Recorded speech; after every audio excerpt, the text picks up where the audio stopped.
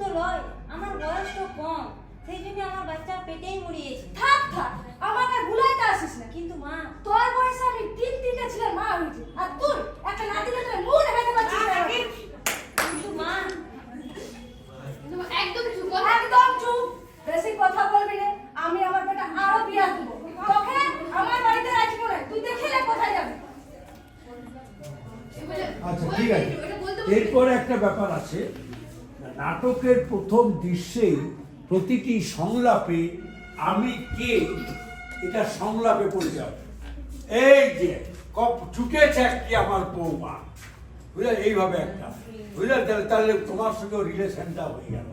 ঠিক আছে, ওই যে ওর খেমতির মা বললো, তাহলে ওটা খেমতির মা, মানে বুঝেছ। বা কেউ তো বললো 30 বছর পুলিশে কাজ করছি, আমারও এমনি এমনি চুলটা পাকেনি, তার মানে আমি পুলিশ। প্রথমে নিজের আইডেন্টিটিটা ডায়লগের মধ্যে বুঝিয়ে দিতে হবে। ঠিক আছে, এই যে মহারানী আমার বৌমা বসে আছে।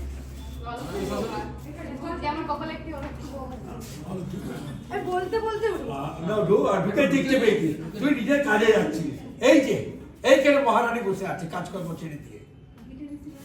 এই যে কোনো ব্যাপার না, কোনো ব্যাপার না। এই যে মহারানী অলক্ষী বসে আছে। আমার কপালে এরকম একটি বউ জুটেছে। আমার কপালে এমন একটি বউ জুটেছে মা।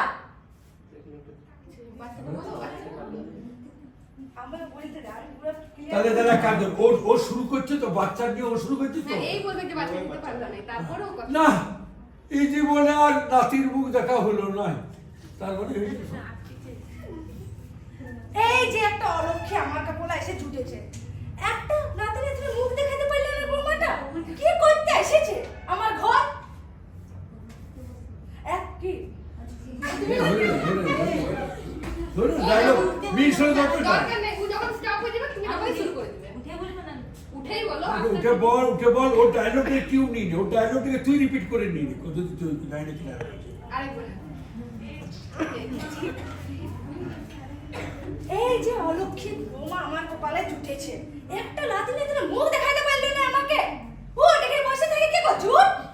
মা, আমার বাচ্চা হচ্ছে না এমন তো লয়, আমার বয়সটা কম, সেই জন্য আমার বাচ্চা পেটেই মরিয়েছে। থাক থাক, আমাকে বেশি আর ভুলাইতে আসিস না তুই।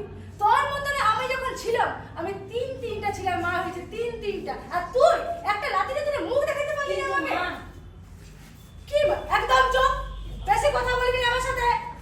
যা বাড়ির কাজ কর, তুই দেখে কি করবি কর। ছেলের বিয়ে দিয়ে ওটা কে বলবে? তাহলে তুই বলছিস তো তুমি বিরাই নিয়েছো তো। বিরাই রে।